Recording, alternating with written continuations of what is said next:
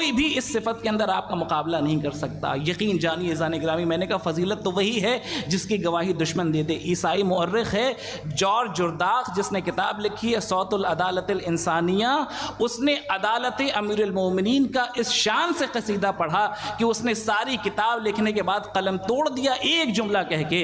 फरमाया अली की शहादत क्यों हुई, अली मेहराब में कत्ल क्यों किए गए, एक जुमला फरमाया कुतिला फिल मेहराब लिशिद्दत अदलिह, अली को कत्ल ही इसीलिए किया गया क्योंकि अली शदीद तरीन आदिल थे।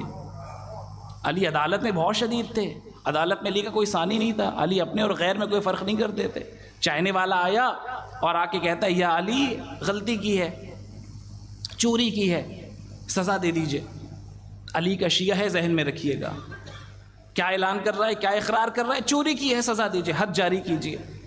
मौला ने कहा चले जाओ, अल्लाह तुम्हें माफ़ करेगा, बख्श देगा। उसने कहा या अली मैं चाहता हूँ कि हद जारी हो जाए, मैं चाहता हूँ कि हद जारी हो जाए। अच्छा ये भी कमाल है अली के चाहने वालों का।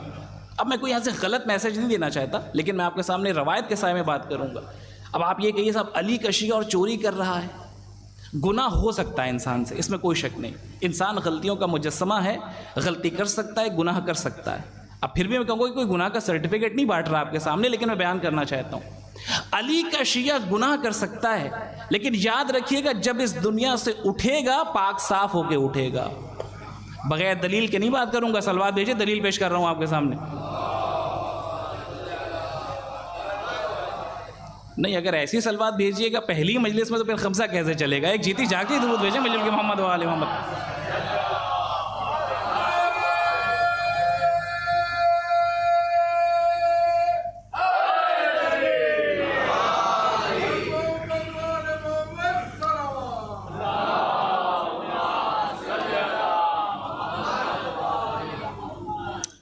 मैं अर्ज़ कर रहा था आपकी खिदमत में कि मैं किसी को सर्टिफिकेट नहीं बांट रहा, लेकिन सुनते चलिए। गुनाह हो सकता है इंसान से, गलती हो सकती है इंसान से, इसमें कोई शक नहीं है। शिया है, हो सकता है ख़ता कर जाए, लेकिन शिया का एक कमाल है, एक गलती को दोबारा नहीं दोहराएगा। हो सकता है गुनाह हो जाए, हो सकता है कोई गलती सरजद हो जाए, लेकिन उसका कमाल यह है कि वो अपनी गलती पे मुसर नहीं होगा, बल्कि फ़ौरन माफ़ी मांगेगा, तौबा करेगा, लिहाजा पाक साफ उठ जाएगा। लेकिन हाँ, अगर गलती करने के बाद इसरार करता चला जा रहा है तो ज़ाहिर फिर बख्शिश के इम्कान नहीं है, फिर क्यों बख्शा जाएगा। सातवें इमाम इमाम मूसा काज़िम अलैहिस्सलाम,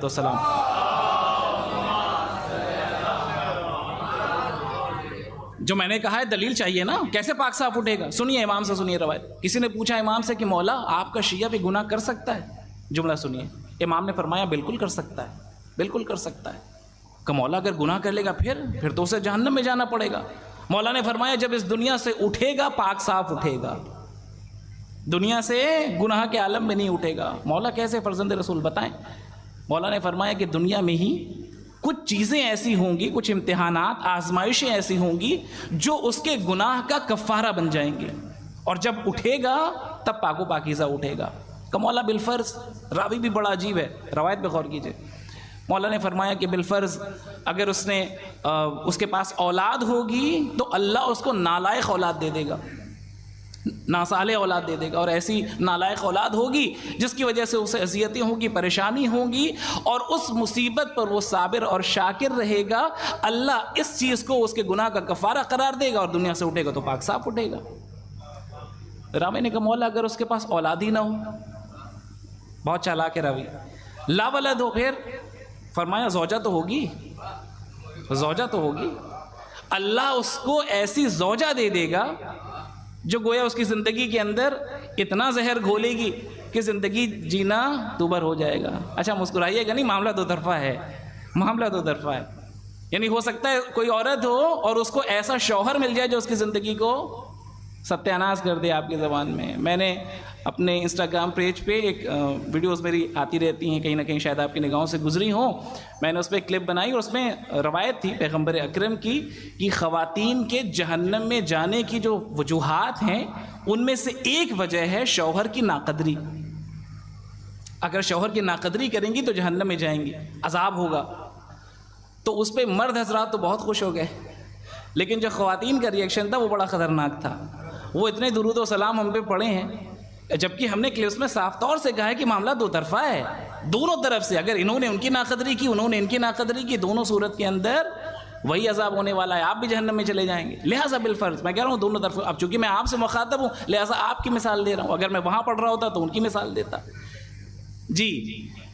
तो क्या करेगा खुदा, मौजू पे आ जाइए, मैं क्या अर्ज कर रहा था, ऐसी ज़ौजा दे देगा, या अगर ज़ौजा है जिससे गुनाह हुआ है तो ऐसा शौहर दे देगा कि उसकी बदतमीजियों पर, बद अखलाकियों पर जब ये सब्र करेगी या करेगा, अल्लाह इसी सब्र करने को उसके गुनाह का कफारा करार देगा, उसे माफ़ कर दिया जाएगा, गुनाह बख्श दिए जाएंगे, माफ़ कर दिया जाएगा। ये बड़ा चालाक था। इसने कहा मौला अगर उसकी शादी ना हुई हो, अब लीजिए, तो मौला ने कहा ठीक है, अगर इस दिवाजी मरहले से भी ना गुजरे, या मिसाल के तौर पे जौहर और शौहर और ज़ौजा बादीन हो, बाअखलाक हो, मुहज़्ज़ब हो, तो अल्लाह क्या करेगा, एक बुरा पड़ोसी दे देगा, बुरा पड़ोसी दे देगा, बुरा हमसाया दे देगा।